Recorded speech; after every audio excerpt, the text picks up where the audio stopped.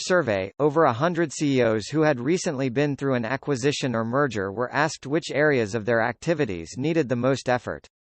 As you can see, the most frequent response to this question was that information technology requires the most effort. According to 58% of those we surveyed, IT was the most time-consuming and needed the most work. This is understandable as many of the IT issues are extremely complex and the consequences of any change in IT can have a significant impact. The key is how quickly and effectively IT integration can be achieved. And there has to be a clear understanding of the consequences there may be of not getting it right. The two other areas requiring significant attention, sales, marketing and business development on the one hand, and financial management on the other, both were selected by 49% of the respondents.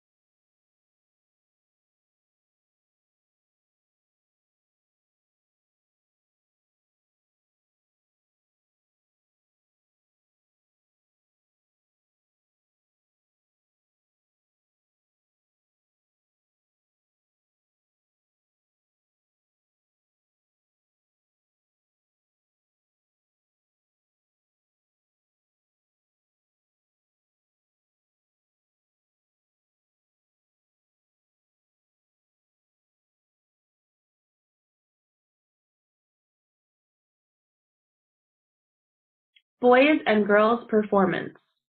You can see that the two charts each give quite a different picture of the performance of boys and girls in the two key subjects of math and English. It shows that in English, girls consistently outperform boys over a period of 6 years, achieving scores about 10% above their male peers. There is quite a different picture when we look at the math results, with no real difference between genders in the results. What is the explanation for these key differences? To answer this question, researchers look at biological and cognitive factors and a range of social factors. The interaction between those different components in early childhood development is seen as maintained and reinforced in the school context, and this leads to distant gender patterns of behavior and skills with direct consequences for school performance and achievement. The ultimate uses of this evidence are to show that biological factors, such as patterns of cognitive development, are closely linked to social factors, such as learned gender categories. These cognitive skills are learned both preschool and subsequently at school, supported by the responses of teachers, creating a reinforcement of patterns.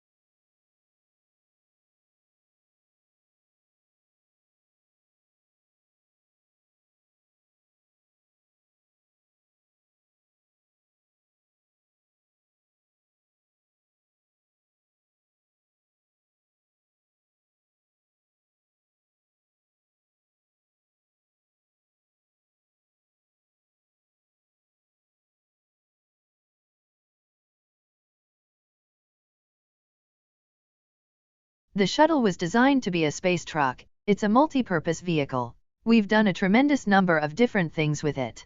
It's the most versatile space vehicle that has ever been built. We've used it to launch satellites.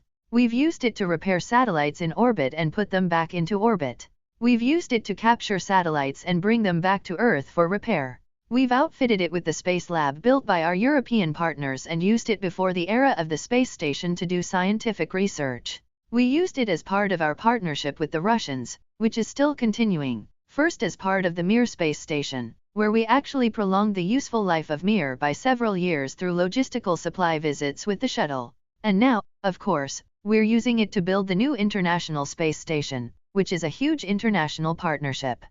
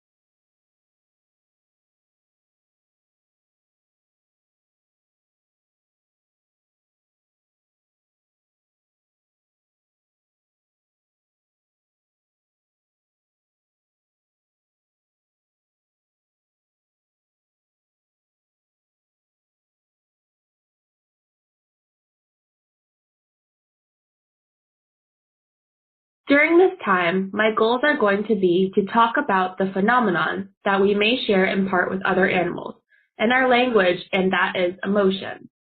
And also talk about some new technology, brain imaging, functional magnetic resonance imaging, that we applied to try to answer some very old questions about how does motivation and emotion work. I'm going to present you with the scenario first, and some of you may be familiar with. This was developed by Pavlov over a century ago. And in this scenario, the dog is presented with the sound. The dog waits, and then it'll see food powder, and this happens repeatedly. Things start to happen in the middle of what we've already understood point. Interesting things start to happen here. Pavlov's study was salivation, the dog. The salivation increases more time to paralysis. But other things happened here too. You have a dog move around here more. All kinds of things are going on here.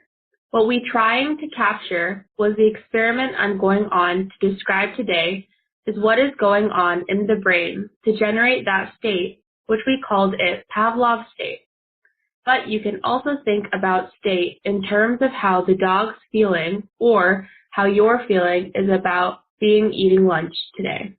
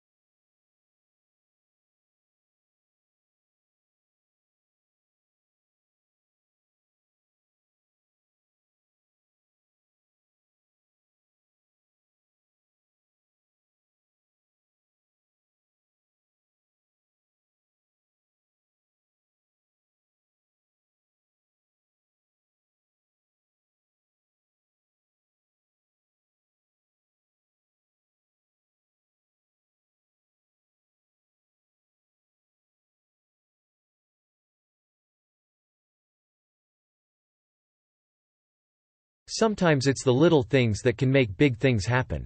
Fleas and the plague, atoms and nuclear bombs. Diminutive leaders in world history. Soot is one of these little things. Soot, also known as black carbon, is released when you burn dung, coal, diesel fuel and wood. From Los Angeles to Mumbai, soot causes respiratory illnesses like lung cancer and asthma and contributes to 1.6 million premature deaths every year. Mostly among the poor. And it gets worse. Atmospheric currents carry soot thousands of miles from where it is produced, to the Himalayas and the Arctic.